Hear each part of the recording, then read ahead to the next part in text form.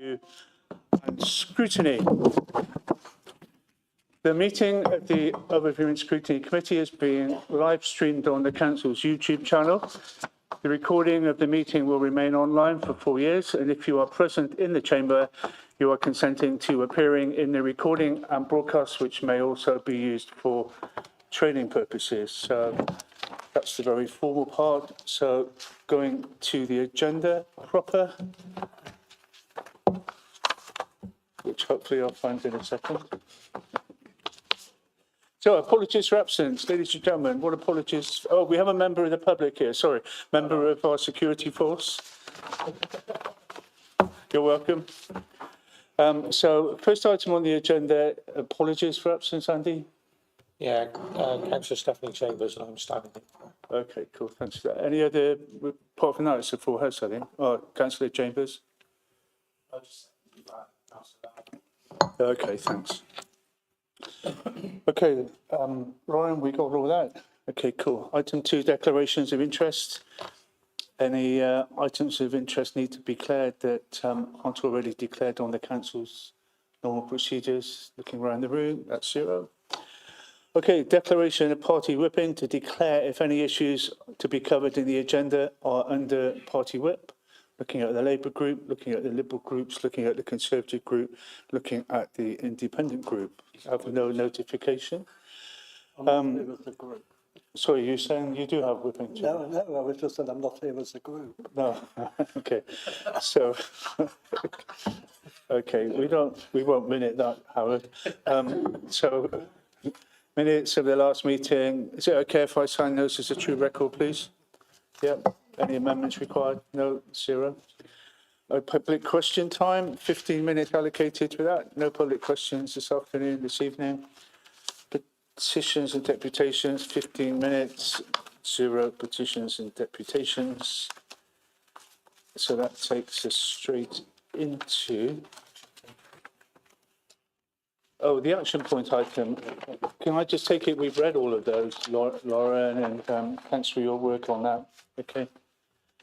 So, this first substantive item is the report that we requested from Gloucester City Homes Performance and Update Report. So, as the papers say, to receive an update from Gloucester City Homes. So, Mr. Stenson, welcome and thank you for coming. Thank you for supplying us with your slides well before the meeting. That saves a lot of time. As you know, the way we're going to deal with this is you're going to outline what are the main points you wish to make, and we'll come forward once you've settled down with any questions or comments. I see you're joined by your cabinet member and your director. Okay. So, Mr. Stenson, over to you. Thank you. Okay, yeah, thank you. Thank you for inviting me along with you. So, yeah, I'm Guy Stenson. I'm the Chief Executive at Gloucester City Homes.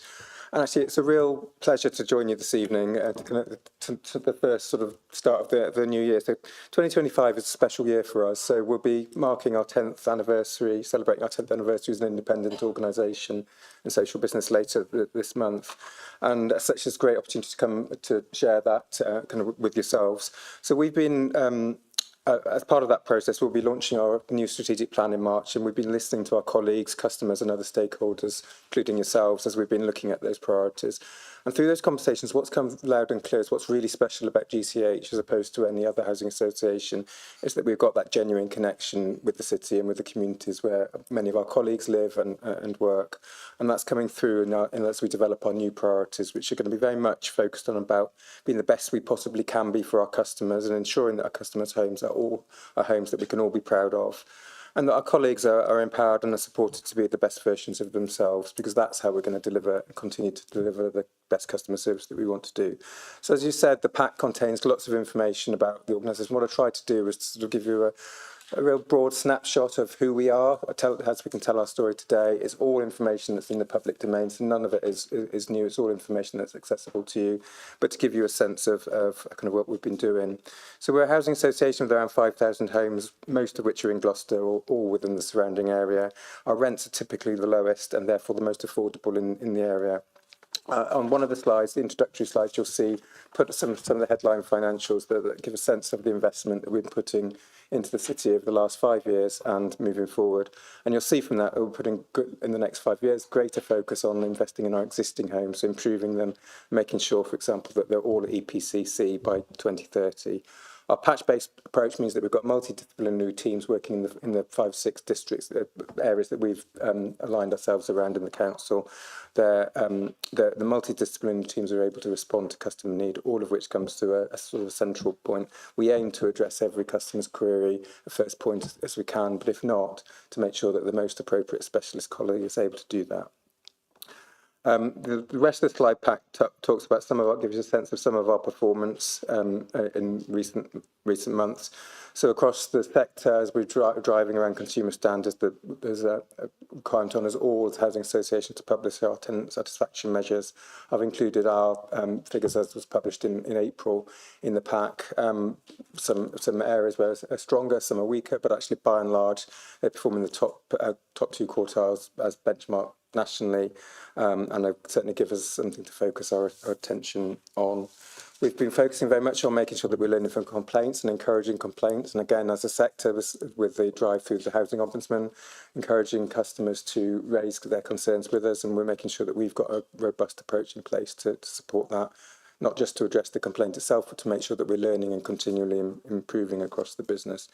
And we've been investing in the technology to enable our repairs service to improve. And you'll see from the figures that I've shared the quite significant shift that we've had in the last 6 months or so around making sure that we're getting to our repairs much quicker than we have. Actually, the vast majority are being responded to either within the 24-hour emergency category, where we've got 100%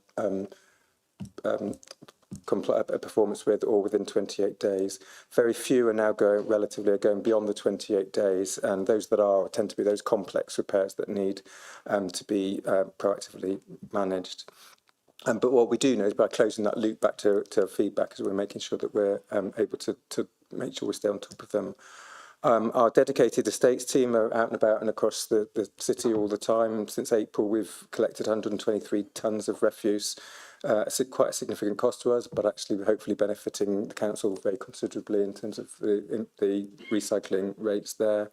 Just last 2 points, I've just to reflect on our work around homelessness. So as a housing organisation, tackling homelessness is perhaps our biggest priority. And as we know as a society, homelessness is at its the highest it's been in a very, very long time. There's more children in temporary accommodation in England than there are as the entire population of Gloucester. So the 140 or so households that we're supporting at any one time is just a drop in the ocean, but it's something that we're passionate about and committed to do. And we're really successful at supporting as many of those as possible to move on into permanent homes with an 83% success rate, positive outcomes. And the last bit is to touch on our development programme, because as much as we're investing in improving our existing homes and seeing those as the priority, we recognise that actually continuing to bring quality new homes to the area is vital for the work. So we've seen recent developments in Brockworth, Innsworth, Hartbury and Upton St Leonards, and we're very much focused on which I appreciate are outside the city boundary, but actually are kind of key development areas. And we're focusing very much on existing communities. So sadly, as you'll be aware, we had our planning for Clapham Tower rejected just prior to Christmas, so we're really looking at how we can address that issue, where we were looking to bring 36 high quality accessible new social rent homes to replace the 80 one-bed flats that are no longer fit for purpose, but we're reviewing those options and hope to bring back revised plans there. And Podsmead regeneration, which has been a shared priority of the City Council and ourselves the last 8 years, is on the cusp of delivery. So we're just dependent on, we have our £30 million sat in the bank ready to go. Homes England have 20 million committed to that. We just require planning approval beginning of February and the completion of the land transfer within that same timescale, so that we can appoint contractors and be on site by the 31st of March. So those are the key areas that I've covered in there, and I'm sure hopefully that's given us sort of a sense of who we are, our priorities, and open up to conversation and questions. That's really good, thank you. So, Councillor Howard. I'm in an area as a local councillor with a lot of Gloucester City Homes properties, and I'm pleased with the rapport that we've built up with Gloucester City Homes, myself and my ward colleague. I know that Gloucester City Homes is quite well run and it's a good landlord. But one question I do have to ask is, and this may, of course, not be down completely to Gloucester City Homes, of course, but, why does it take so long to actually evict somebody who's not only a nuisance to their own neighbours, but also to the local community? Sorry?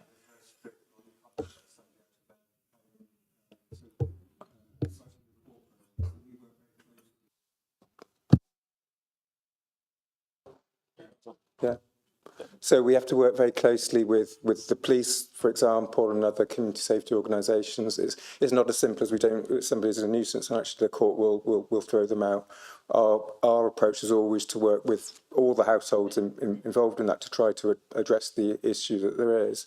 But ultimately, everybody who is living in a tenancy has the rights of a tenancy, and it's only the court can evict somebody. And they quite rightly don't evict people without very, very significant strong evidence. What we do have is a really strong track record of getting injunctions that would look to address those issues. And again, it's about making sure that those are taken through to and enforced by the court. But it requires a multi-agency approach, and actually, quite rightly, it's difficult to get an eviction. I think I'll leave it there for now because it's obviously not just Gloucester City Homes, but it's the whole system, isn't it? Because I think I can think of at least one tenant, and I won't mention where or who's been causing a nuisance for quite a long time, and it's really disruptive, and I just don't know why, they can't just be, removed kind of thing. What I would say is that actually there's usually a huge amount of work going on sort of behind the scenes with those customers, with ourselves, with the police, on occasion with Solace, and other kind of organisations like Nelson Trust, kind of organisations that are working in those communities to do what we can.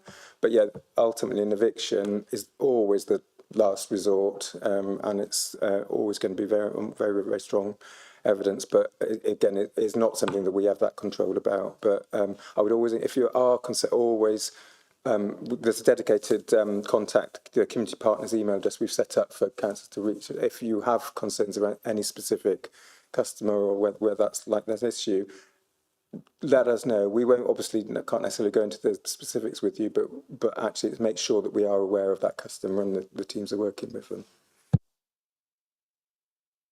Anybody else? Nobody else? Sorry, Councillor Alistair Chambers, then Linda Carter.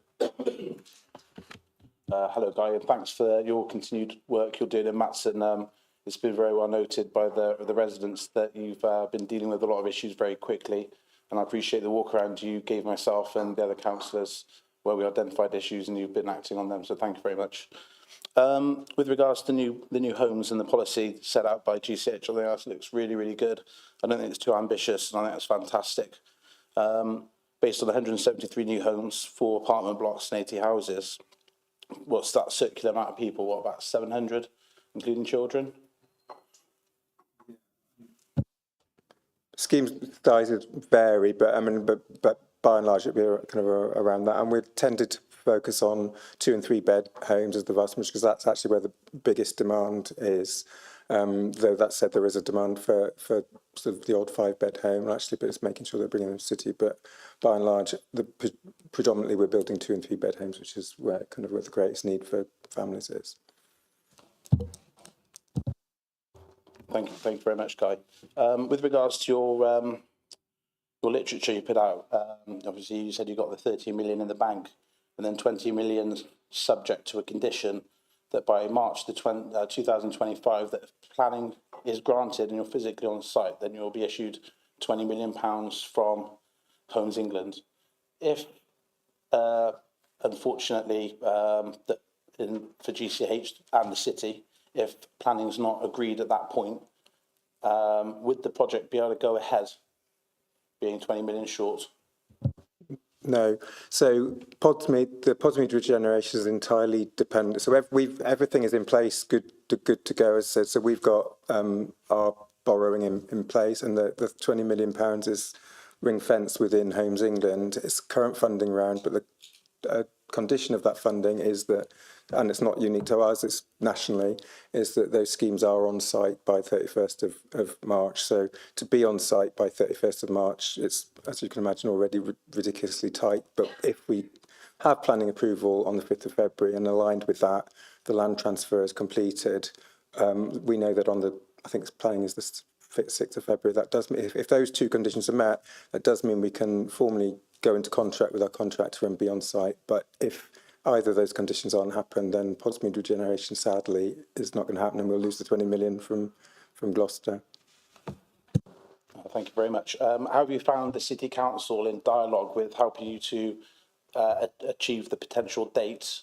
Hopefully they've been good, but given an honest feedback, are they going to help you hit those timeframes with their staff, or have they been delaying issues?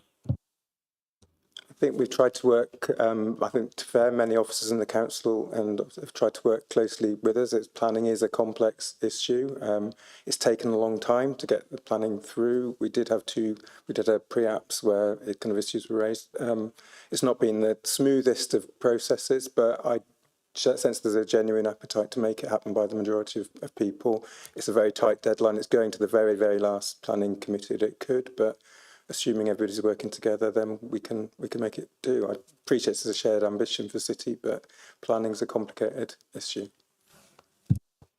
Thank you. Don't worry, Chair. I've only got a few more questions, but I think they're quite important. Alistair, can we just break it up a bit? No problems, I'll take absolutely fine. Linda, then come back to you first time. Thank you, Guy. Mine's only a very quick one. You mentioned the dedicated contact details for Gloucester City House. Can you tell me what they are, please? Because I don't know. Yeah. On the last slide that you've got, Right. Correct email address on there. I think we have emails. Absolutely, section your emails should have it.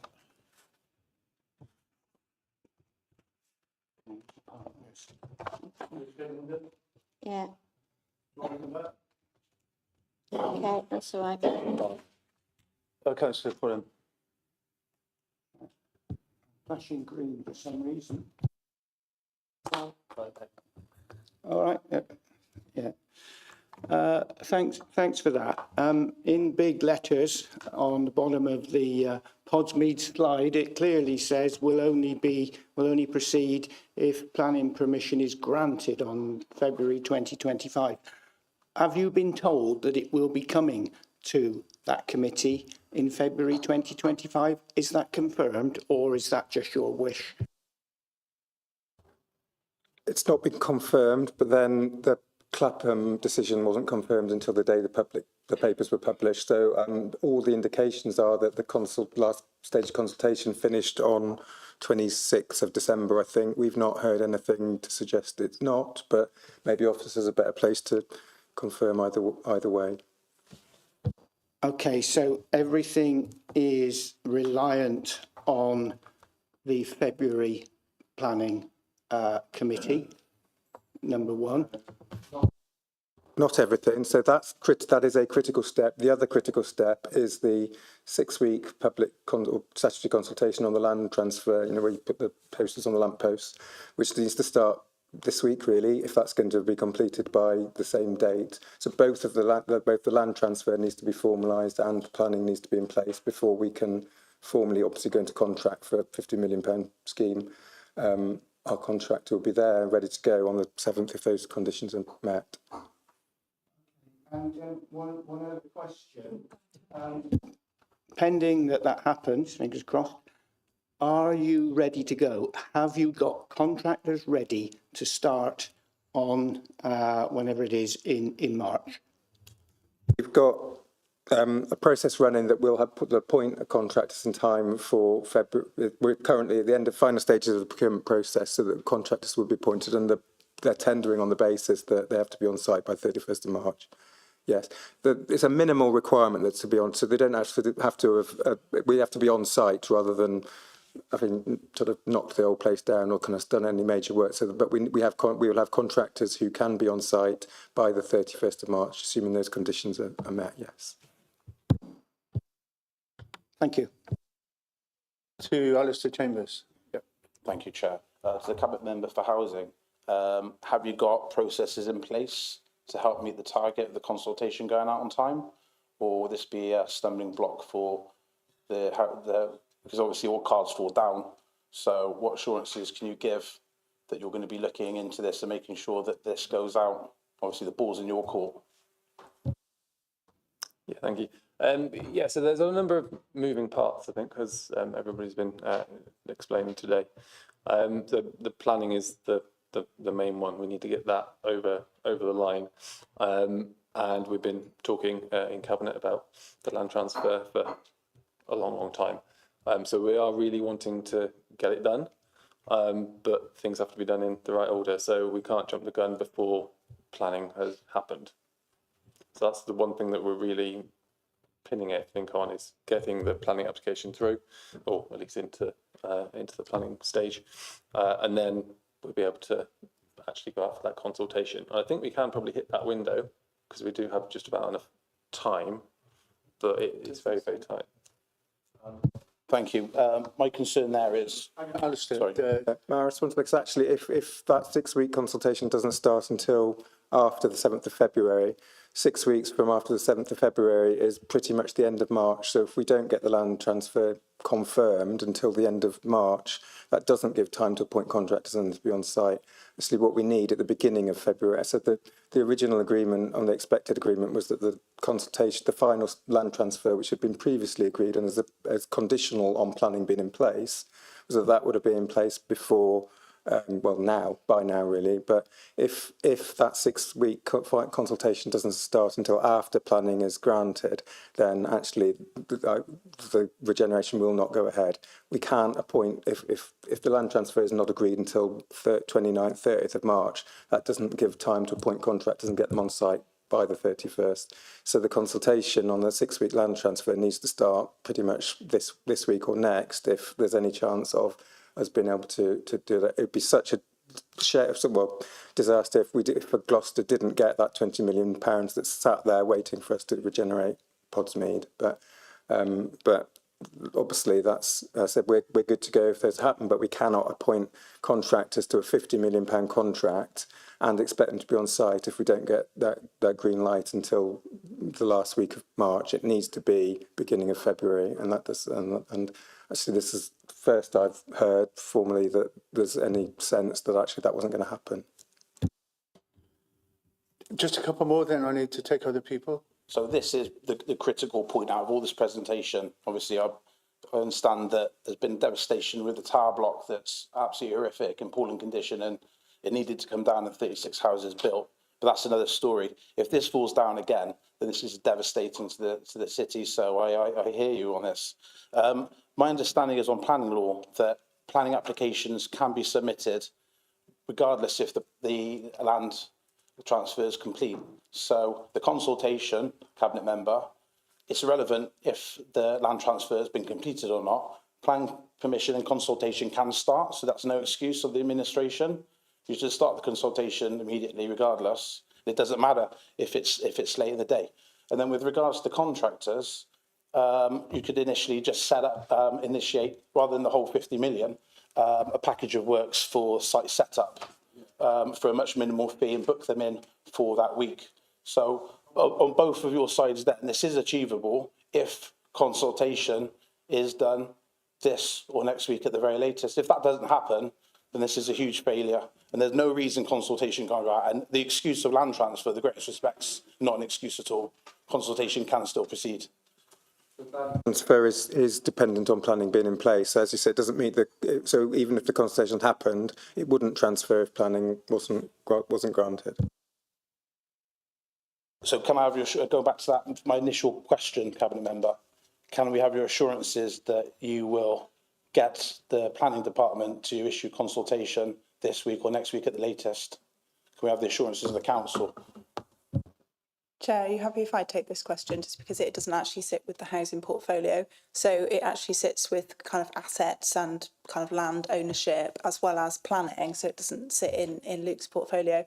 So just to reassure the committee that there are conversations happening this week led by the head of place to ensure that the consultation process does not hold up any progress of the project. So, you know, that obviously isn't for Luke, but yeah, just to add that reassurance that those conversations are happening and it is nobody's intention to hold up GCH's plans. So That's to be done, Chair. I just wanted to make sure that the City Council did have that under some control, good otherwise it points. all falls down. Thank you. That's fine.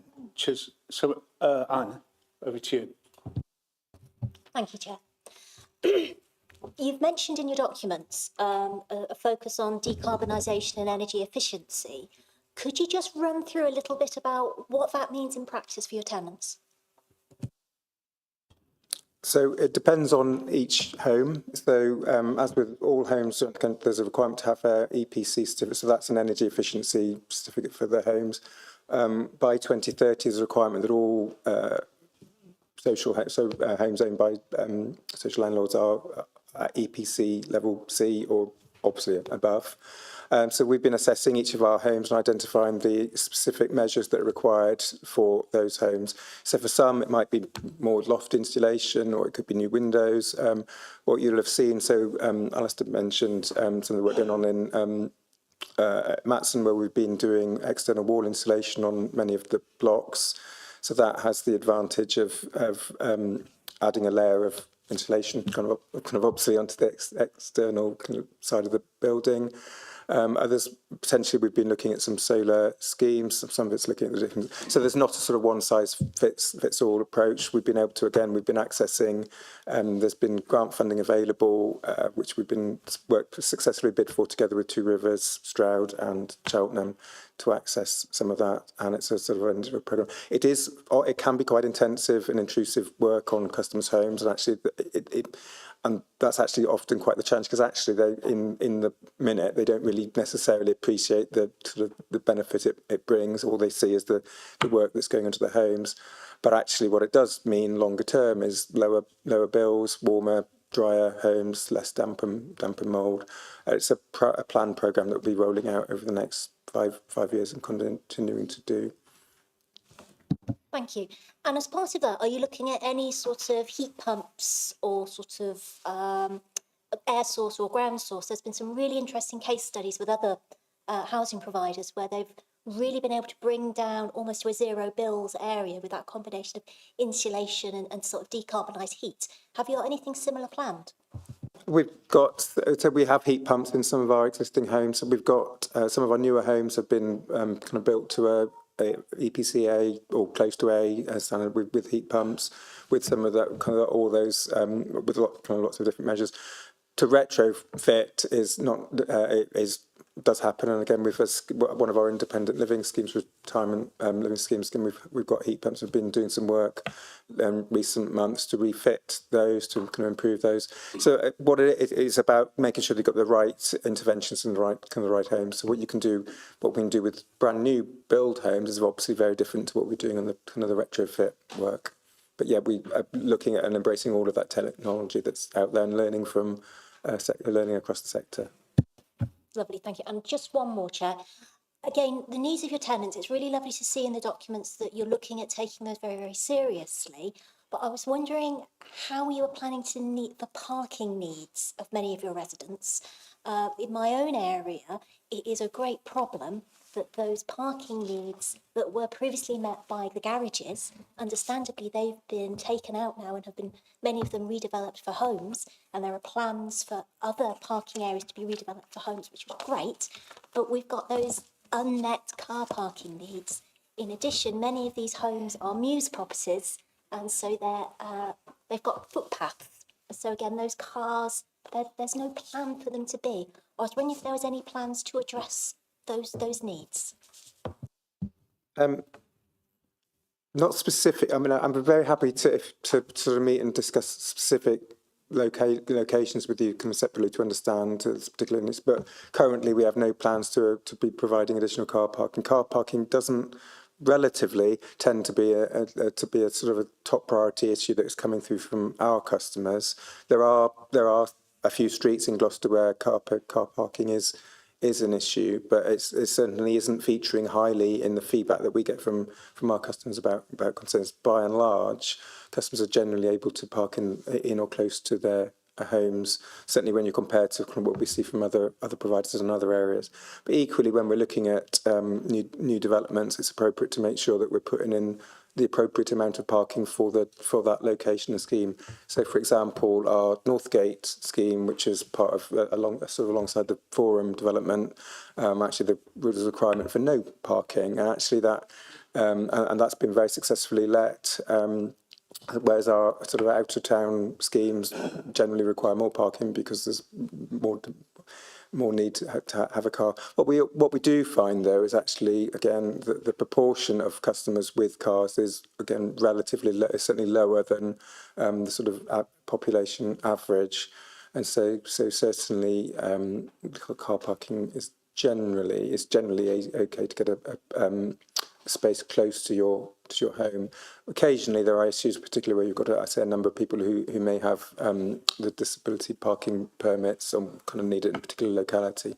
But I would say if there's a particular area that you're concerned about, I'm very happy for us to follow up separately and look at that with you. Thank you very much. Okay, thanks, Anne. Anybody else? Sorry, Andy Lewis. Sorry, Andy. Thank you very much, Chair. Just going back to the sort of what Councillor Radley was asking about, the sort of savings on heat pumps and this, that and the other. What exactly are the savings? You know, you said you've got a few houses that are actually fitted with them. Do you know what the figures are? You know, because it might encourage people to actually look at themselves and this, that and the other. So if you could send us some figures, I'm not asking for them exactly now, but if you could circulate some figures to the rest of the council, that'd be great. Just as point, so obviously I don't know the figures off my head, but yes, we have real data. Some of our homes have there's a couple of smart systems that we have in there that can show obviously what shows the current usage. But again, there's lots of sort of national work around the kind of the benefits of it. But fundamentally, what it does is it reduces your energy bill. So. Anybody else? Terry Pullen. Thank you. On a completely different issue to regeneration, you'll be aware that there was a task and finish group from this committee that worked on damp and mould last year, I think, was it? Longer ago than that. probably now. I was quite new. So. Okay. And it was a good piece of work, and there was recognition from yourselves and a number of other landlords that damp and mould is an issue. It isn't just a lifestyle issue. We cleared that one.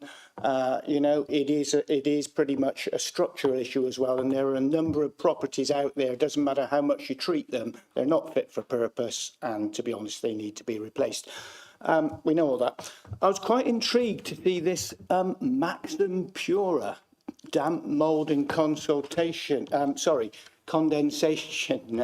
treatment. I wonder what that was. Is that something that is used to clean damp and mould, or is that a chemical that you can use in properties to prevent damp and mould? Which one? Or is it something else? You're getting a bit technical for me, but I understand it's a product that we're able to provide. So generally speaking, what happens when a customer contacts us to let us know there's damp and mould in the home, we go in, we do a mould wash which removes it, and then we would look at what's the appropriate treatment for the property. I understand that product is a product that is again freely available, that anyone can access for treating damp and mould in your own home, and that again we'd be making it available to some customers in the short term so that they can treat it. But I can share with committee more details about kind of what it is, but it's certainly something that we've introduced into our sort of toolbox really for treating it, and it's a kind of a product, because there's something, it's actually there, I guess you say there are some homes where there is often going to be a sort of an underlying issue. I know in one of my own bathroom can have a problem that you have to kind of clear up kind of every now and again. Actually, it's making sure products like that can be made available, kind of like that. But we can share the information about that particular product that we've introduced recently. Thanks. So, yeah, that's what I thought. It's not a wonder cure. It's something that might work in some circumstances, but at the end of the day, some properties are just beyond. Thank you. Okay, thanks for that. Any other questions? No, if not, a couple from me. On your slide which you had up, Good Neighbours and ASB, you say proactive joint working with partners, including Gloucestershire Constabulary, local VCSE organisations, as well as health and social care partners. You don't mention Gloucester City Council. How's your relationship with Gloucester City Council? With City Council, our management team meet very regularly with Ruth's team. I think they're meeting again on the 15th. Officer level is really strong. I think on that slide we're really focusing on those agencies, the specialist agencies that we bring in around around antisocial behaviour. On occasion we kind of tap into Solace, which is hosted by City Council.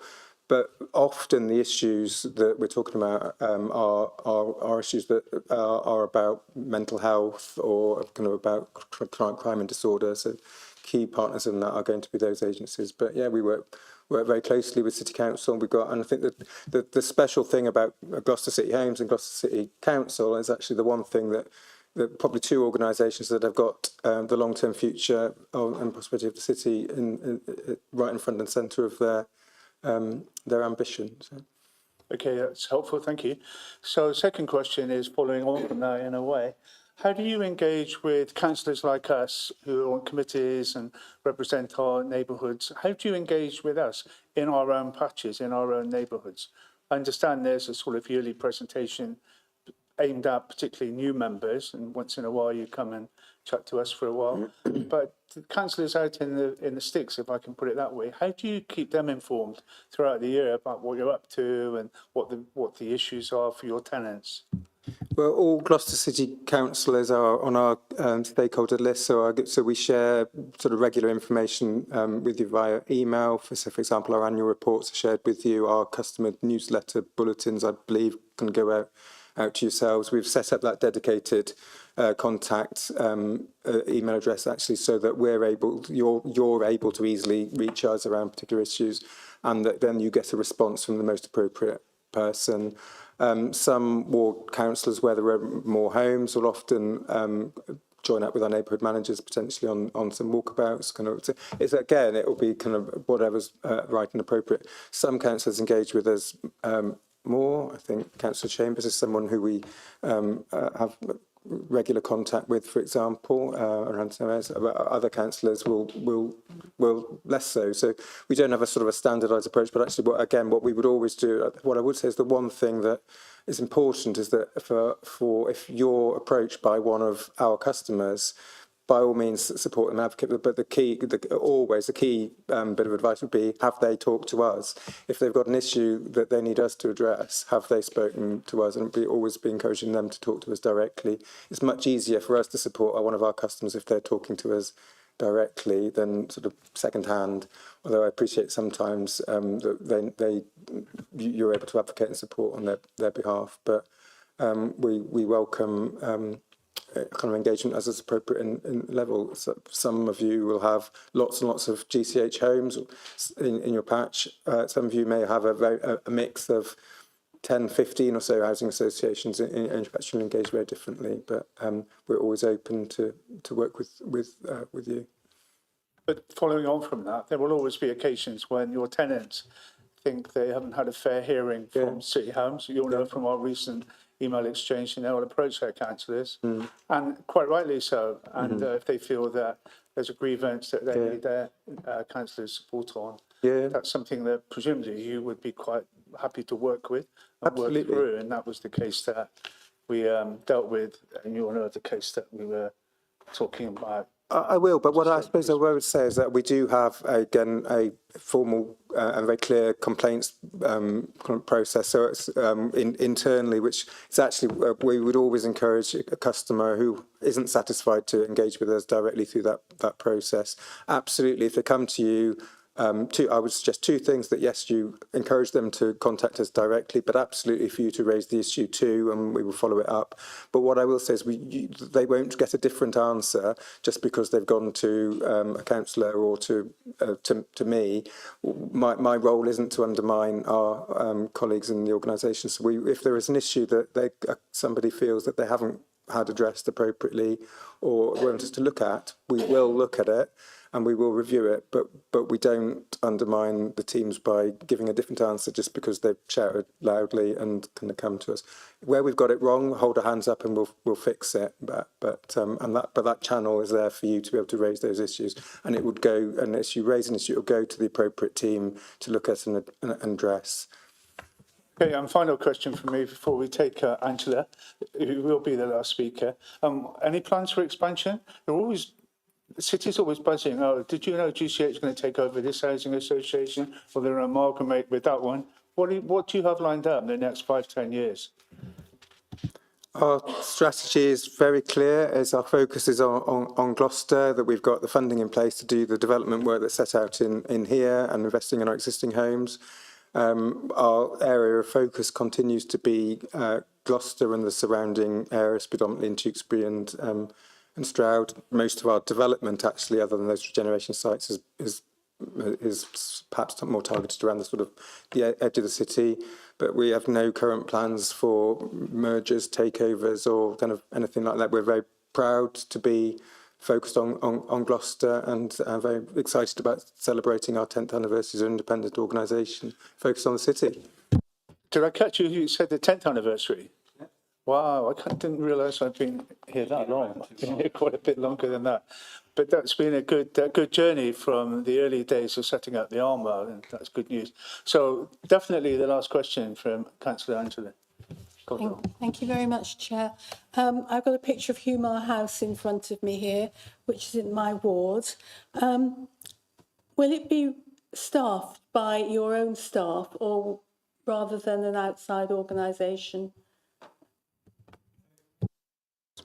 Yeah, no, so we're really, really excited about Humar House. So it's a brand new scheme, going to be supporting young people, young homeless people.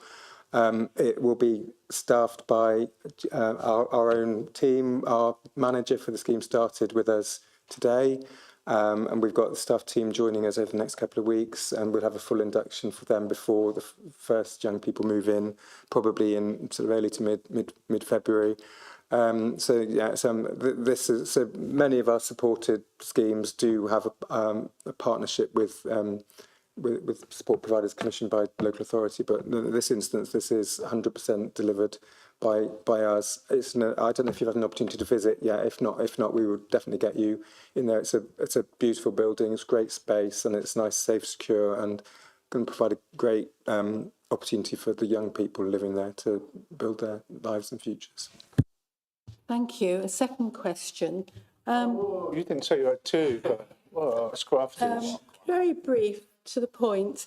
This is a growth area. Do you see GCH developing any more homes for young people in the future? And will they be in Kingsholm? Because please not. You don't want young people living in Kingsholm.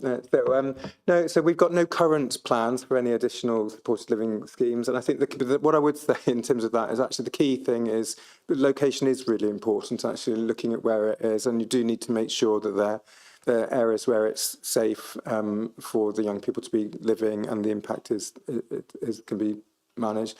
We do think those schemes are, personally, I think providing a home and the opportunity to build your life for a young person who hasn't got a home is a really positive thing for us to be doing. But any scheme does need to be in the right place with the right support in place. It is something we would look at if it's appropriate, but we currently have no existing plans. We wouldn't say no to Kingsholm if it's the right scheme, but we do need to make sure that they're located in a place where they can live in the right buildings. Okay, that's it. Thank you very much for coming along. Thank you for patiently and courteously answering our questions. Thank you on behalf of the entire council for what you do for people who are homeless and who need decent social housing. Thank you for for all of that. And we all look forward to our invitation to your 10th anniversary of City Homes, whenever that's due. Excellent. You're very welcome to stay for the rest of our deliberations, but if we take a minute or two while you leave. Thanks. Thank you. And sorry, and thanks to the officer and the cabinet member.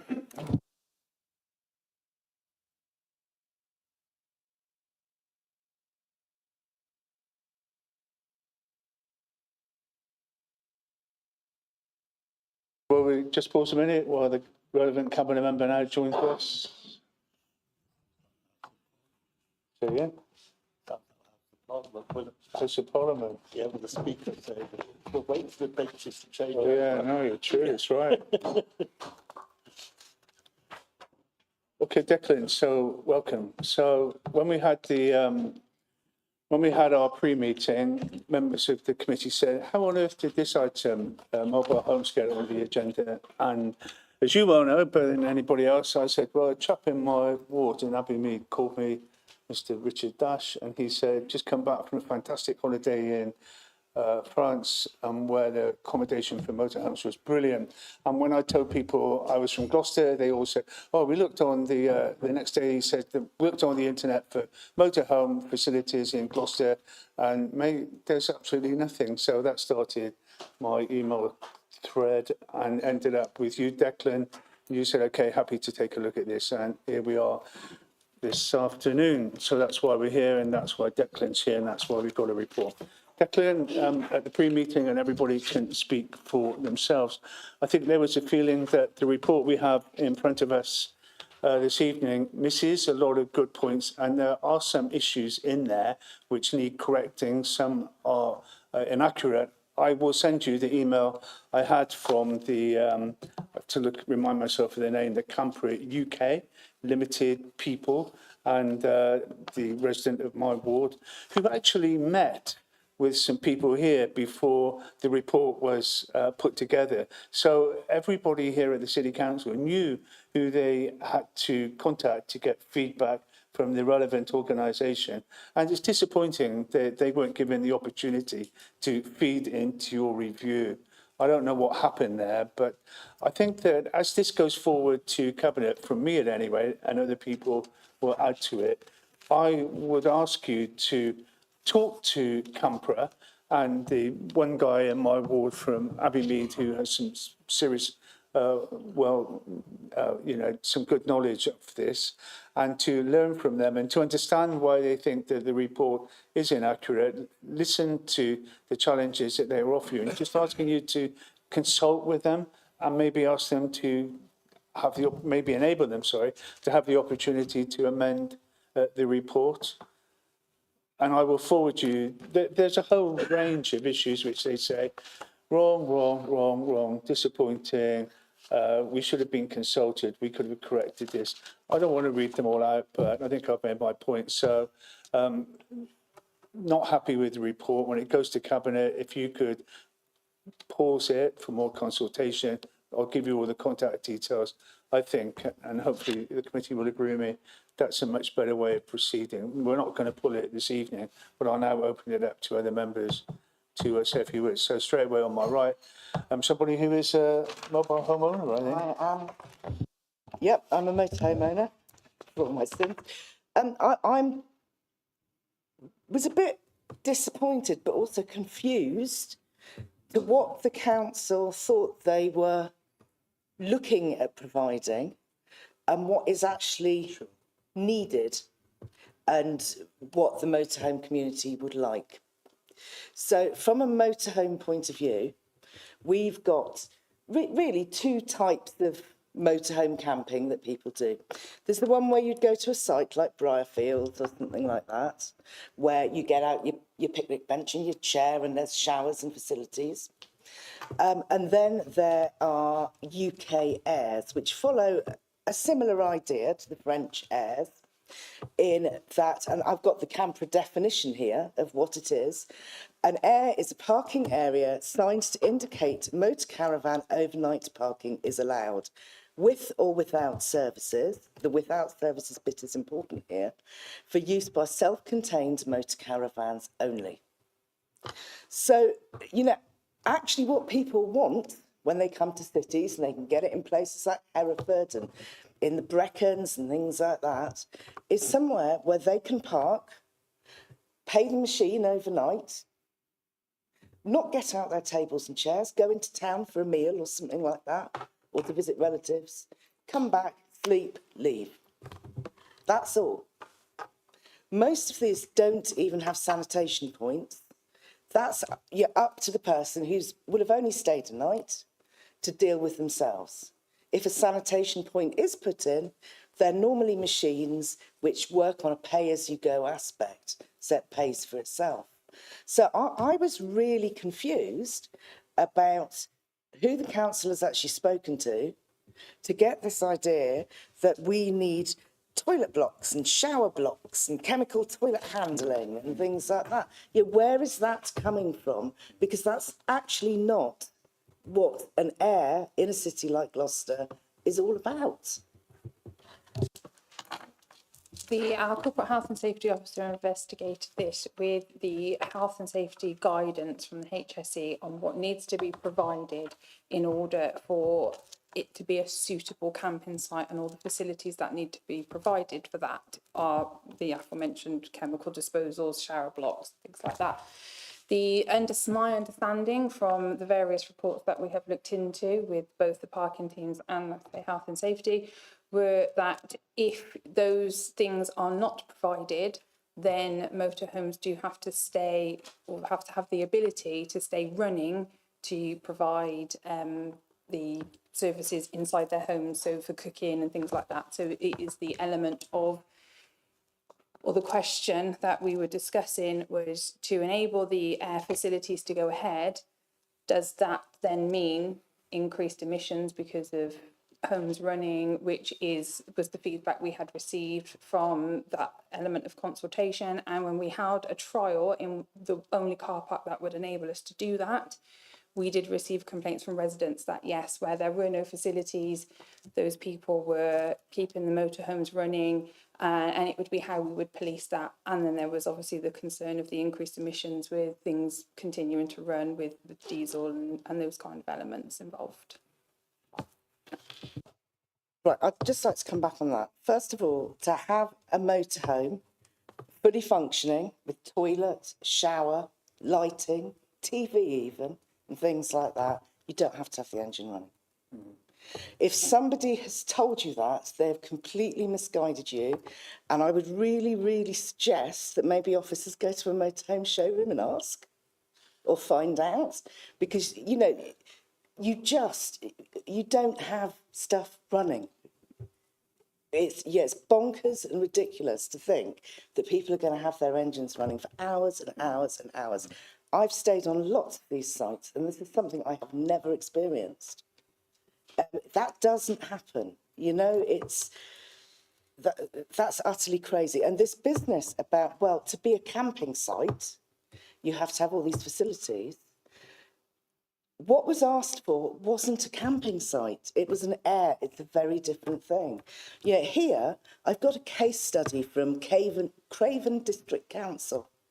They established their airs in 2017 or thereabouts. They've got 3, one in Skipton, one in Settle and one in Ingleton. Parking limits are 3 nights, which is more than most places. Most places, it's just 24 hours. Now, they can have 6 motorhomes in Skipton and in Settle and 3 in Ingleton. There are no facilities. Cost per night is £6. Payment, ticket machine. Car parks are regularly patrolled and there is a length limit of 10 metres. Now, the benefits of communities include assisting the nighttime economy, assisting tourism in the areas, increasing income for the council, increasing security of the area and decreasing antisocial behaviour in their car parks. That's just one case study of many. So, you know, this isn't about providing a campsite. We've got briar fields. We've got lots of places over in the forest who will happily facilitate and host for people who want more than a one-night place to stop and sleep, which is effectively what this is. Whoever has said that motorhomes have to be running and are going to have raised emissions, to run the facilities. Clearly doesn't understand about motorhoming. So really, it just needs looking at again. It's bonkers excuses for things that just are not informed.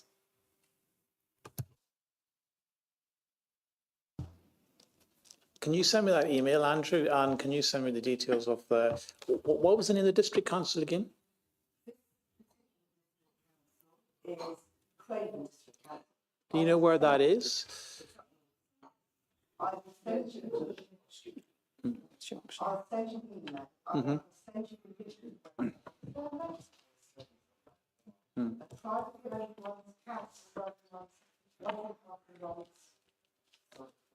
We did look. Oops. We did contact other councils in Gloucestershire. I think at the time Cotswolds were the only ones who allowed, but have they just? They've reverted back to the same policy that we have, which is motorhomes are able to park and pay the associated fee in whichever car park they are in, but not to sleep overnight. And it's worth noting that our current parking orders do have an outright prohibition for anyone sleeping in our car parks. So it's a legal process. It isn't just us saying, no, we don't want to do that. There is other elements involved with that. So Declan, before I take Councillor Pullen, you think there was a bit of collusion going on here, because the notes that I was given this evening or this morning by Campra are virtually identical to the points that you were making. So clearly we're both on the right track, and I'll forward that email thread to you. And as Tree said, it's a no-brainer. It's good for the economy of the city, it's good for employment, and it's good for local business. So we've got Terry Pullen and then Councillor Chambers. Thanks, Chair. Thanks, Chair. Declarations of interest. I am a motorhome owner as well, though I don't think that's exactly a declaration of interest. Listen, I think we're missing an opportunity here, and I think we're putting an awful lot of bureaucracy ahead of bringing essential tourists into this city. I went on some motorhome, sad isn't it, some motorhome sites, social media sites earlier, just to look at what people are saying, what the the motorhome community are saying. And someone said Gloucester's a nightmare for motorhome parking. Someone else said motorhomes are not welcome, and someone else said give it a miss. Now, these are people, let's be honest, motorhomes, I know, aren't cheap pieces of equipment. These are people who've got money in their pockets who want to come into the city and, can contribute to our economy. I spend not enough time, but quite a bit of time out in the Brecon Beacons. And if I go to Powys in mid Wales, every car park in Powys welcomes motorhomes overnight for one night for absolutely no charge at all from 6 o'clock at night until 8 o'clock in the morning. Now, if Powys can do that in every one of their car parks, why can't Gloucester? Tree has said, the whole issues about the difference between a campsite and a car park where people can just turf in and stop up for a night and move on. Modern vans do have all of those facilities. So I'm quite disappointed about this. You've mentioned Westgate Street car park as the potential option. I think we need to look a bit wider than that. Westgate Street car park, and we know it's a bus, it uses buses and it's pretty full. But hang on a minute, haven't we got Castlemeads just over the back, which is pretty empty, that could be used and evenings and weekends? It's not far to walk from Castlemeads into the city centre. There must be other options as well. So I just think we're missing a real opportunity here. And as I said, my start point was some of those comments from people using motorhomes. Their attitude and their opinion to Gloucester is not good. I would respectfully suggest, and it builds on something that the chair said, that you need to go away and talk to some motorhomers about what their needs are and what needs to happen in Gloucester to welcome motorhomers. And respectfully, you said that you spoke to the authority just in Gloucestershire. Well, maybe we need to talk to other authorities who actually do welcome motorhomes into their car parks and talk about what it is that they have done to make that happen. Thank you. Well done, Terry. Thank you. Anybody else wish to join in? Sorry, Anne and Bradley. Thank you, Chair.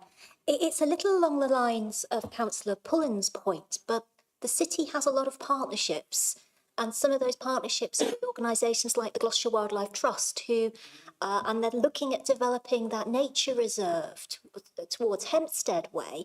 If we've established that this might be something that's useful for the city, there might be the opportunity of a bit of co-location that as part of that development, which I believe is quite close to the canal and very close potentially to the city centre, that might be the way to plan in some of that flexibility. My other point is that at the same meeting that your point was raised, Councillor, I was asking about the needs of lorry drivers and making sure that as a city we're meeting the needs of the people that are bringing the essential things into our city. And that again is an area of need. There might be opportunities to co-locate, slightly more difficult, but to support the points that you raised from your research, within my own area, residents have been driven absolutely mad by the running of engines for the compressors that are needed for refrigerated vehicles. So there can be that unintended knock-on, but a leisure vehicle should have a leisure battery, so it shouldn't need to be running those compressors. So, Councillor Chambers. I can answer with regards to the lorry situation. Lorry companies, I think, need to take some responsibility for that, because there is a fairly sufficient lorry parking locally, but it's all chargeable, and companies will not pay for secure parking for their drivers. So I'm, at the risk of speaking out of turn, not entirely sure that is our responsibility, but I agree with working with partners to see what is being provided and what's available. And I know COVID did have a knock-on effect to facilities that were provided as a result of that. In answer to the question with other authorities, we did cast the net wider. Sorry, I can't remember who asked that. We did cast the net wider and spoke to some authorities that had done it and removed it because it wasn't working.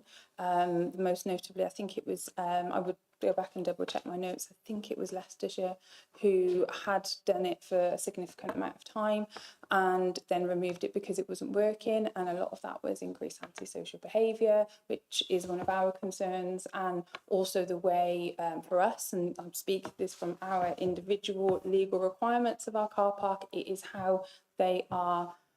It is called a parking order. It's the legal document by which the car parks are run.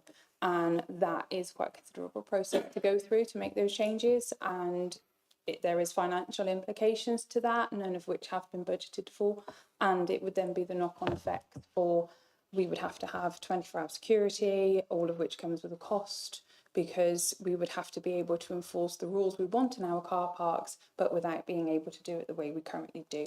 And that was a consideration as well for us in terms of management. I'm not for 1 minute suggesting that we absolutely do not want motorhomes. Of course we do. We want the visitors, we want the tourists, but we also have to look at how we are able to run our facilities at the moment with the infrastructure we currently have. So I'm not saying absolutely never, but it's a bigger infrastructure question than just, yes, you can park there and put a couple of quid in the meter. It doesn't work like that because of how our car parks have been set up historically. So before I take Councillor Chambers, Declan, the Comfort people say, in answer to your officer's point, we also have examples from councils up and down the country who successfully operate facilities, and that generates an income, not an expense for the council if implemented correctly. So I think that's just reinforcing the message. You know, when you take the report to Cabinet, please ask them to go back to these people for consultation and to learn from them on the points that they are saying the report is inaccurate and they can prove it. Councillor Chambers. Thank you, Chair. Firstly, I'd just like to thank you for bringing this paper to scrutiny and for the residents that raised it, and also Chambers, the Boost, for the great information you've given me. I didn't know much about motorhomes before, and that thank you, Terry Pullen, also. So my question comes down to, by the sounds of it, from this information and from the National Motorhomes Association, it seems that a lot of these facilities and costs aren't actually needed to facilitate a proven track record of a good facility. So can that be taken a view on that you can still implement this, it won't be such a cost, and there is a lot of benefits of increased revenue into the city? That will require a bit more, and I think there's a bit more work to be done on this. It's not a case of simply drawing a couple of lines, car parking spaces. There's more to it than that, and there are statutory requirements. I would like to look at these other district councils just to see exactly what they do, because certainly if the absolute minimum is what's in this paper, I don't think we could afford it right now. But if it's some kind of a halfway house which is legal and compliant, it might be something worth looking at. But I'll need to take that and get a decision from Cabinet. But if you could forward me what you have, but it's going to be I'm not exactly kicking it into the long grass, but it's going to take some time to do some more work on this, and that's all I can really say at the minute but I'll have to see what my Cabinet colleagues say about it. So, Councillor Chambers. Sort of last question. With regards to there's some comment on people sleeping in car parks is illegal, and that sort of gets followed through in the law. Is that correct? Sorry, but do you mean, can I ask you to clarify? There was some reference to a law that if people sleep overnight in a Gloucester City Council car park currently, that's against the law. Not criminal law, it's the parking orders, which is a legal document which states how we can run our car parks, and there is an outright prohibition to anyone sleeping in our car parks currently under the consolidated order. So I think that covers 15 of our 17 car parks at the moment.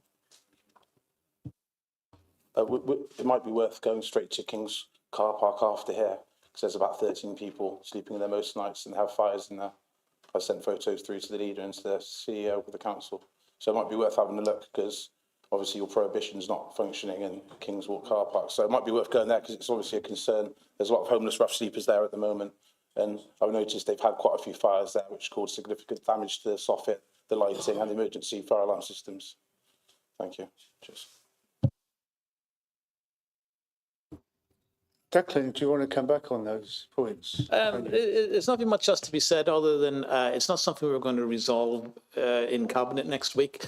I'll take, if you could make it as soon as you can, forward me the emails that you've received, and ditto Terry and Tree, if you could do the same, so then I can see what these people are saying and do a little bit more investigation. And I would be interested in particular to see what it is these other district councils offer.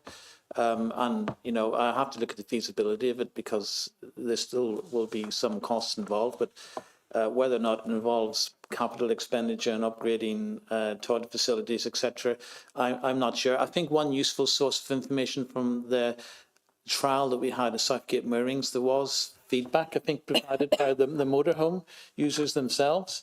So I haven't seen that feedback, but it'd be interesting to look at that and see what they thought the issues were there, and whether or not it's something that would be expensive to provide or not.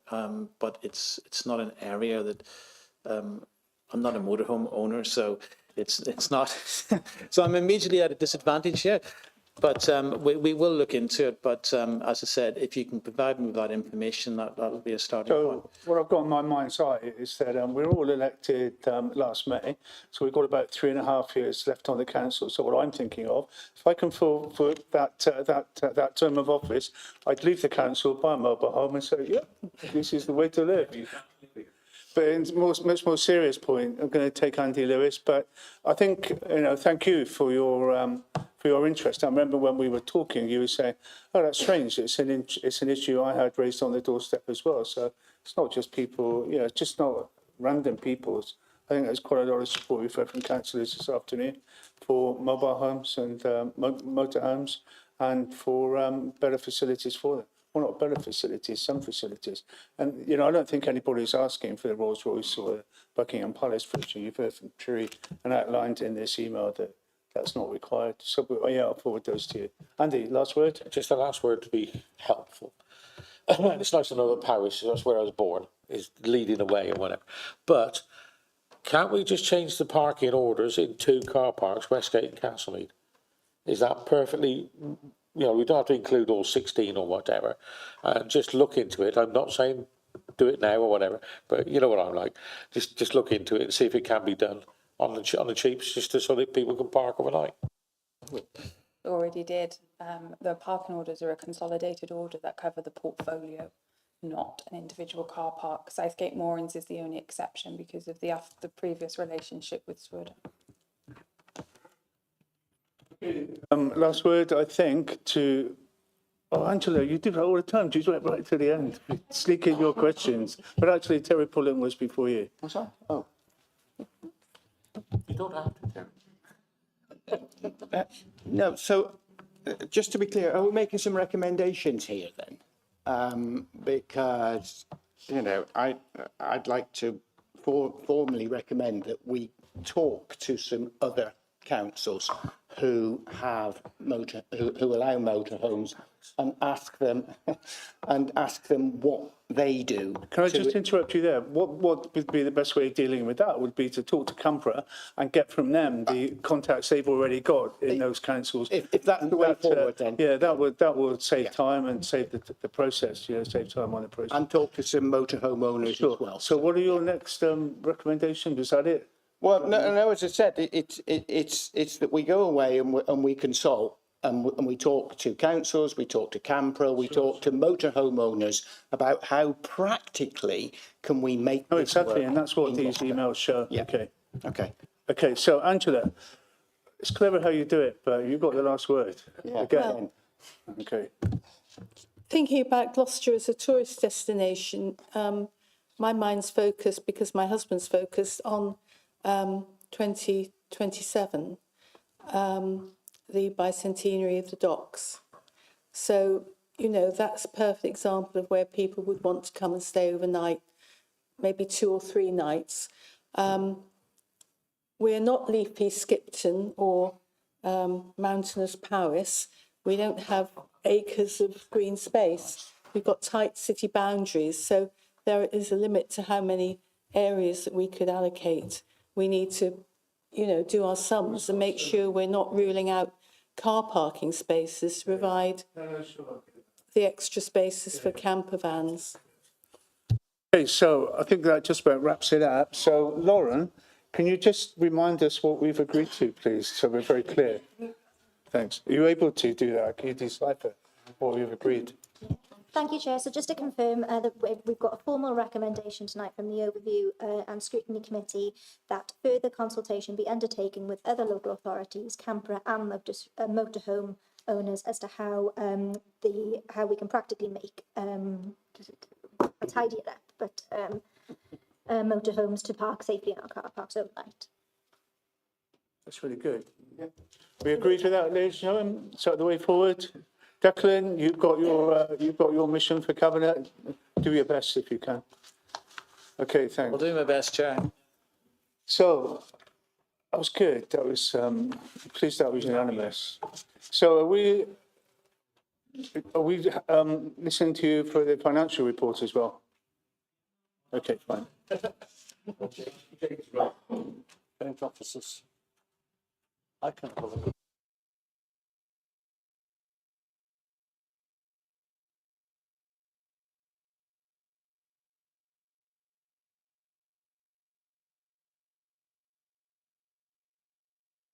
As with the guy from City Homes, can we take it that we've read your reports and just invite questions? If Mr. Lewis can just rejoin the meeting. Okay. So Yeah, just saying, can these guys work the same way that City Homes did? Take it that we've read the report. Thanks for all the information, and open it up to any brief comments, Declan, that you'd like to make as lead member. Thanks. Yeah, I'll just make a few brief comments. I'll just put my speech away. Really, since the last report, if you look at what we have now, there has been some large swings in both directions, if truth be told. Although most of them are negative, so it's not the kind of report I like to give. And the two biggest negative movements are housing subsidy, which we really don't have any control over, unfortunately. And there's some legacy issues with our buildings, old crumbling buildings, maintenance, and there's got health and safety issues, and some of them are frankly falling apart. So that's given us roughly around about a 300,000 hit, and the housing subsidies 400 hit. So that's not good, but we do have some positive movement in corporate and funding, which I can take you through. But the net result is that we expect our year-end forecast to be a 262,000 hit to the general fund. The budget that you will see here in a couple of weeks' time is being changed to reflect all of this. And this is very much our worst-case scenario at the minute. Thinking like an accountant, I like to be pessimistic and prudent and put these things in. But we are looking at actions to mitigate some of this. But as things stand, that's where we're expecting ourselves to end. So happy to take any questions, really. Questions? No questions? Alistair, yeah. Thank you. The corporate funding, there's quite an increase in that. So what did you say that was down to? Sorry, corporate funding, that's a favourable, that's 600,000 better than the last one. It is essentially, it's four different things. Higher interest on investments. In the last report, we were expecting interest rates to come down, and they haven't. So we've gained about 100,000 in that. There's been a slight delay to the forum, so we're able to capitalise interest costs. So that's given us 350 benefit. The regeneration fund, this is the fund, comes from Southgate Moorings, doesn't it? Yeah, we use it towards our regeneration work. That's 100,000 better, and we've had some business rate pool relief. That's 50,000 better. Sorry. Yeah, it comes about 600,000, which is the movement between last quarter and this quarter. And I think the other 400,000 was business rate relief rebate we got. Yeah. So that would account for the 1.4 million. Where does it show where the £10 million taken from the fleece has gone?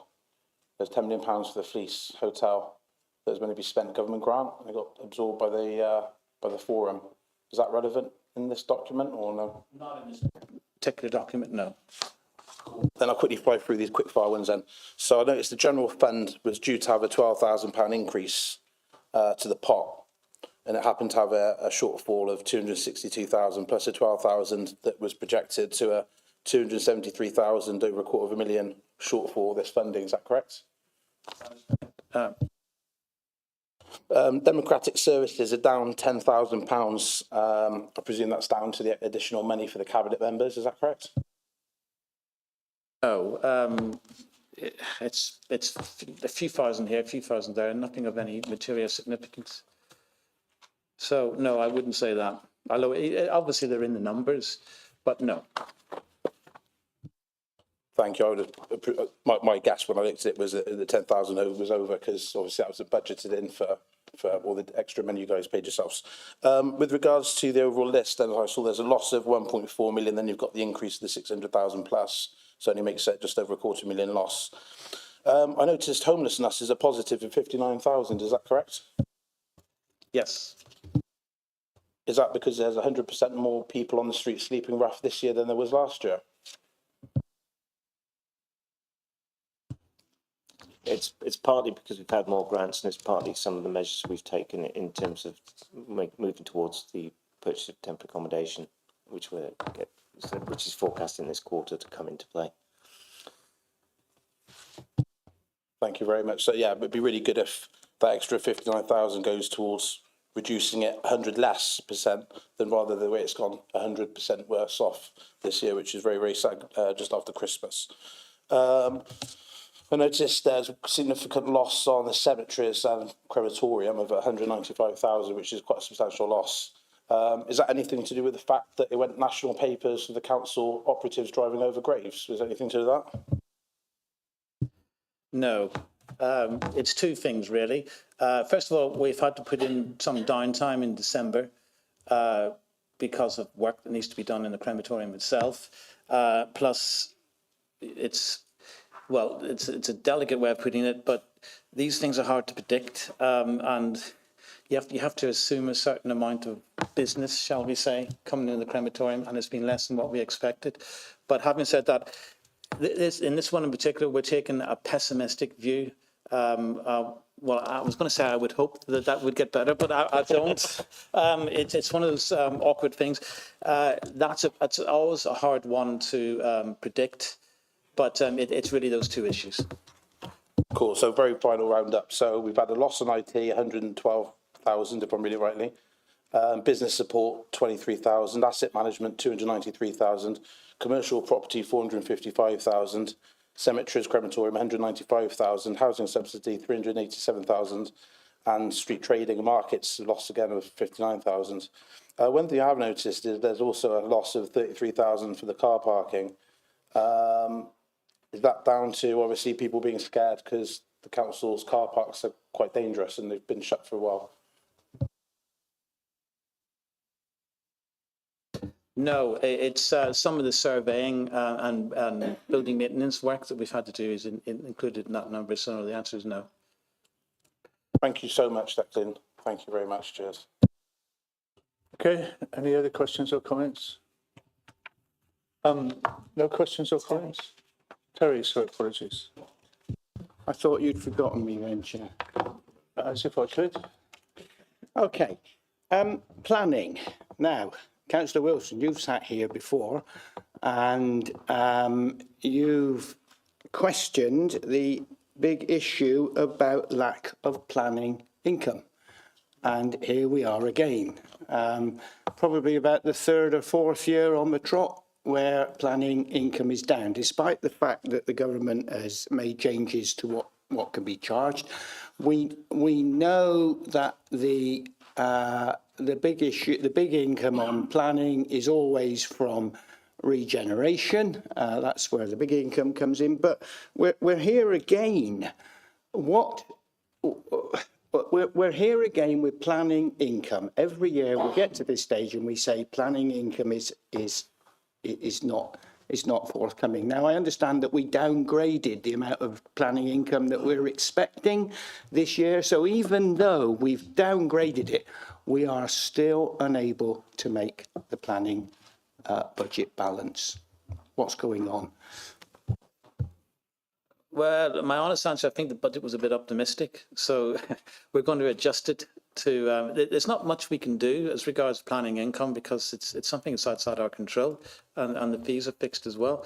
So I think we were, when the budget was set last year, we were just, maybe, it's not our budget as such, but there's nothing we can do really to make that income any better. It's just, if people are not doing the works that they have done in the past because of cost of living crisis, etc., there's nothing much we can do about it. Yeah, so when you set, and I know this is for another time, but when you set your budget next time, you're going to have to seriously look at this one and pull that right down because every year we ask the same question about planning and every time, and I respect this was not your budget, but we would, respectfully ask that this is seriously looked at this time. Yep, I'm taking note of that.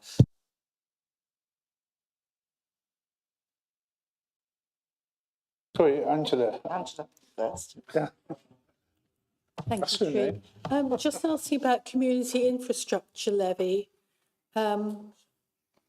It's showing 0 at the moment. Is that, you know, do we expect more from that in the future? Is it because it's still quite new and? No. It's too quick. It just means that we're on budget. Oh no, wait. Sorry. I'll hand that over to my expert here. We're showing an actual position of zero held. It's a net income and expenditure. So the income isn't zero. We can go away and find out. I pull out the right number, but it's actually net zero because any SIL goes into the SIL pot to be either spent by the parish council or by the council in relation to community infrastructure levy projects. Yeah, so in here it shows as nil. It's probably a line that whether we need it or not is another question. Yeah.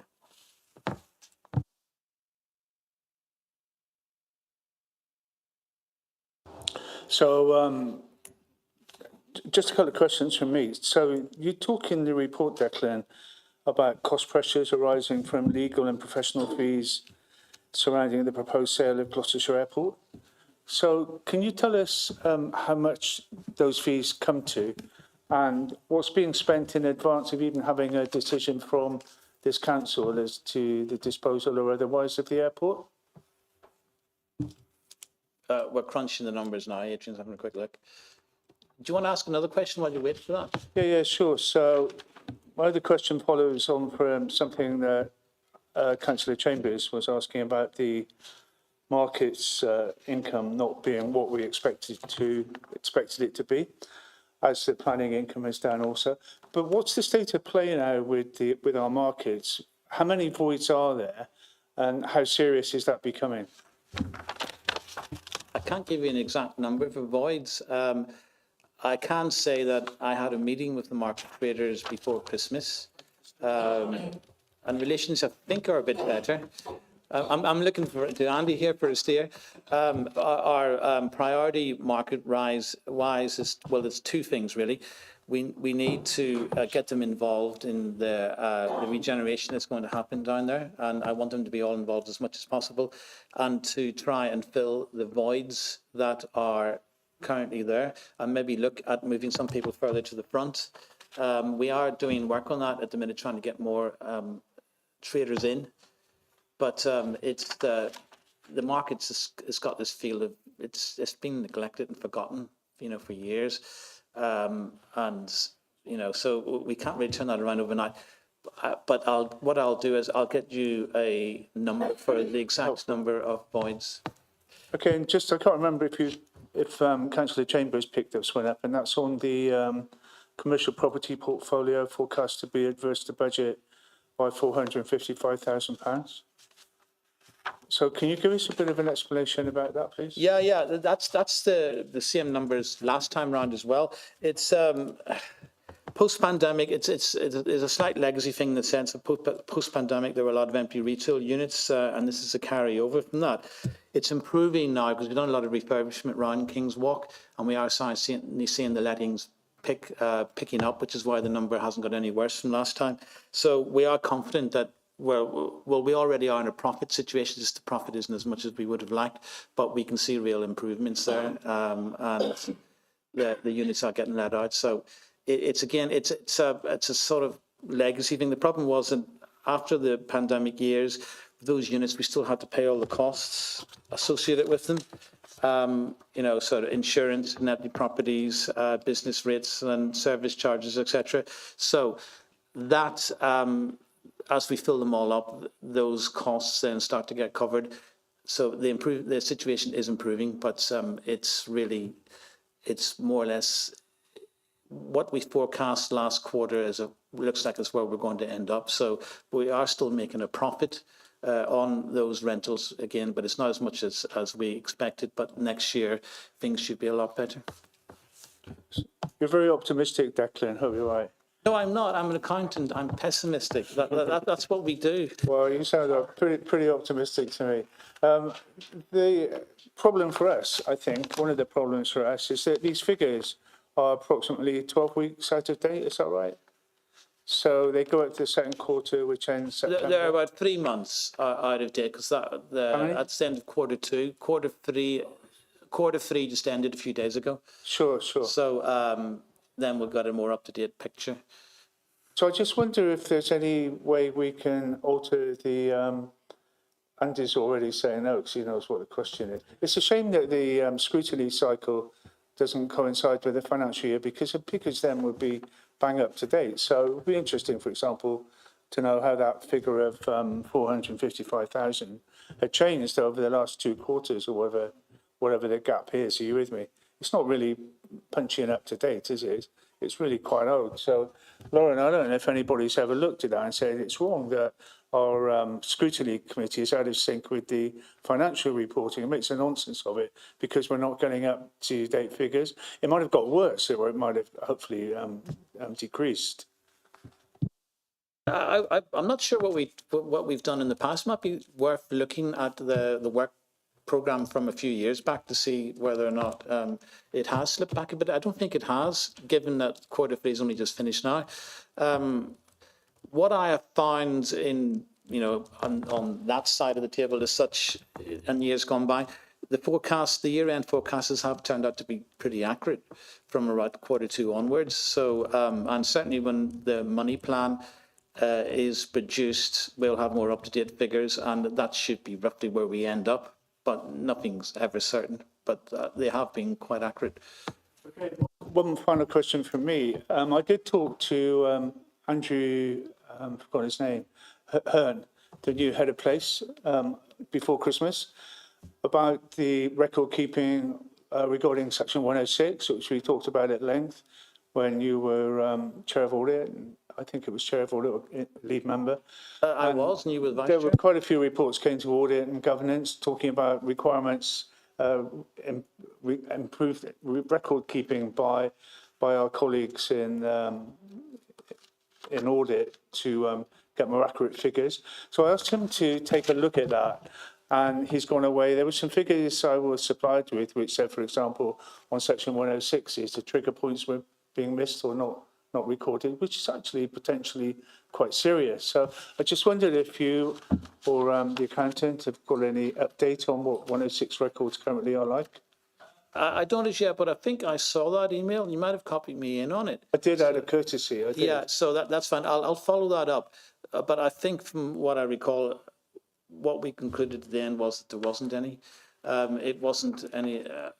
I don't think we lost anything on it, and if we did, it was maybe 1 or 2 thousand or something. But I would need to confirm that. But I'll check up on. I'll give you the exact details. And I'll follow that up for you. Sure. So but the statement in the email I had, when it said that trigger points on 106s currently aren't monitored, that really rang some alarm bells, particularly given the effort that we put in to get the 106 accounting records procedures put right. And that took some effort, if you recall it, came back to audit and governance for the best part of 12 months. Remember it. Yeah, okay, cool. So have you guys got the amount spent at the airport now, please? We're going to have to come back to you on that exact number. But So- I think it's a fair get. Are we going to try and offset that against the proceeds from the airport sale? Yeah, so, I mean, ultimately, we would hope that wouldn't have any impact, but I can't But say to be for very sure. clear, it's the one at 5.5 where it says there are cost pressures arising from legal and professional fee costs surrounding the proposed sale of Gloucestershire Airport, which seems slightly premature given that neither this council or Cheltenham Council have given the green light for the disposal of the airport, unless I've missed something. I mean, you haven't taken the decision to dispose of it, have you? I thought it was coming to full council. Yeah. Yeah. Yeah, it has to be a full council. I don't know whether, strictly speaking, if it has to, but I think in principle it should be. Legal fees so far are about 40,000. I was just going to come in on that, Chair, just say, with every sale you have to do preparatory work, and that's where your costs are going to come in. So it's with legal fees, survey fees, just finding out what the hell's on the airport to start with. So it does But take. you don't get fees for selling your house if you're not going to flog it. Yeah, but you've got to do the preparatory work just in case. So on a big thing like this, I'd rather them spend money on doing preparatory work than and say, no, we're not going to sell it in the end, rather than go in willy-nilly, say, do that and not from there. I think preparatory work on such a big item is justified. Not to excess, but it's justified. Okay, let's see. Did you say the figure, you had the figure is 40,000? Yeah, ballpark, Okay. about 40,000, yeah. Okay, that's fine. Moving on, Terry. Sure. Thanks, Chair.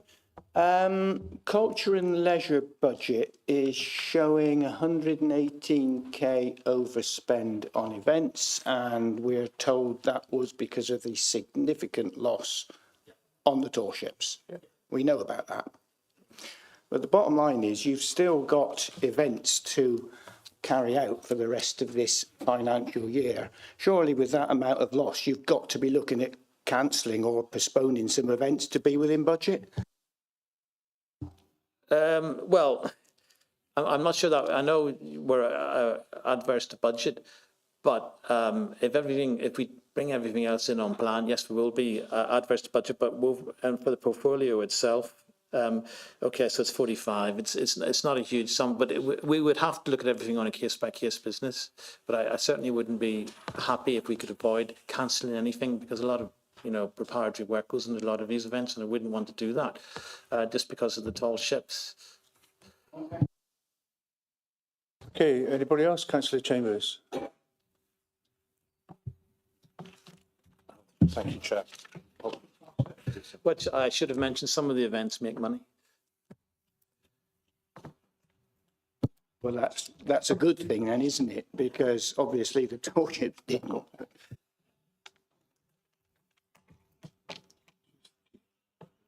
Yeah, is that okay, Chair? Well, I get your point as well about the airport. It does make sense. Sorry. So I got your point earlier about the airport. That does make sense. 45,000 is a significant amount of money, and ultimately they know what the actual sale value is, because that's been appraised for free by a land valuer, and they know what the debt is owing. So you can do ballpark figures on it, and then you can allow an allowance for like a budget. So I do get your point. But going back to this, there's a comment made by Councillor Pullen that I thought was a very valid comment around the planning. And just before I ask my questions, I just want to make sense of it. I made a very valid comment. Why is there such a significant loss of 182,000 on planning? And I believe, correct me if I'm wrong, that the Cabinet member said you can't foresee what's coming up with planning and therefore the fees. Is that correct? Is that my understanding correct? Yeah. So with the greatest respect, I think you're completely inaccurate with that and wrong. We just had a meeting, discussion with GCH, and there's always been a timescale on the Posme development. That's always been set in stone. And the previous administration had built in the planning fees for such development. And you've got a minimum fee of £23,000 approximately revenue in, if planning went ahead. And it's approximately £135 per dwelling afterwards. So you're looking at around planning fees coming into this local authority, not including building regulation fees as well, which will be on top of that, which will be significant, of approximately 77,000, which is nearly half the reduction of this cost straight away. So ultimately, the forecast to drop that much is my concerns that this council's predetermined that they're not going to land swap and potentially going to put a firing line in on the blockage on the housing, which is a very, very grave concern that they've gone into this possibly predetermined. So what Councillor Pullen said was completely right. And I think the comment from the Cabinet member, with greatest respect, Declan, I do like you a lot personally, but with this, I think you're incorrect. There should be a planning difference change on this. If the council pull their finger out and do the consultation, it's all hanging on the council to half this figure. If they do the consultation, which at the moment is looking very worrying because you've only got a week left to do it. And I know how quickly this authority moves. It basically moves backwards. So it'd be very interesting on that. So on that basis, has that been accommodated in here, the planning fee for Podsmead?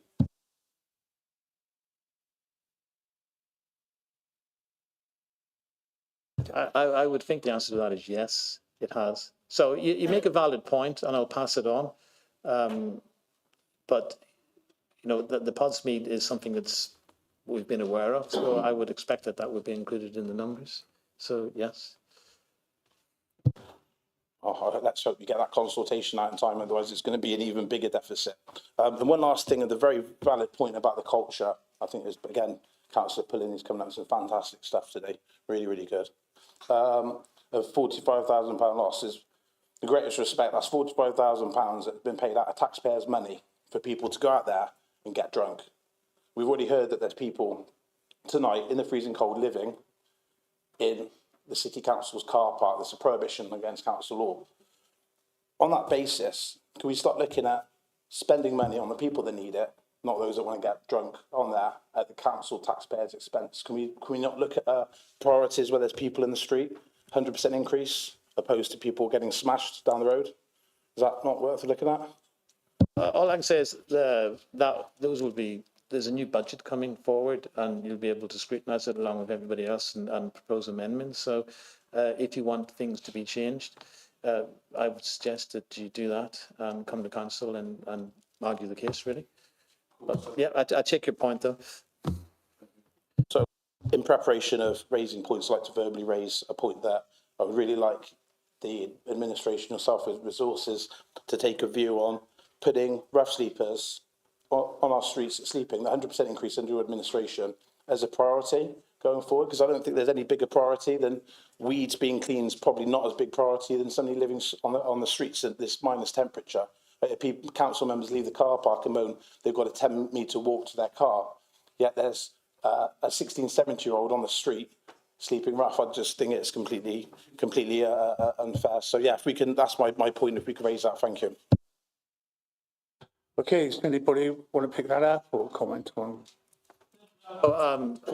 I take his point up. Yeah, I understand where he's coming from. Okay, and, that's helpful. Declan, thank you. So Angela. I won't say what I was going to say, thank you, Chair. Okay. Any other contributions? Going once, going twice. If not, close the meeting before our 2-hour deadline, whatever it is. So thank you very much and safe journey. my pleasure and Happy New Year, everybody. We took that as right, because we didn't at the pre-meeting. No, at the pre-meeting, everybody said, yeah, agreed. Work programme. Any comments on the work programme? No? Okay, I'll try and close the meeting again. Yeah, one comment. We just have to formally note it. You've done a really, really good job Yeah. yet again as chair. Thank you. Good. So safe journey home. Cheers, Declan.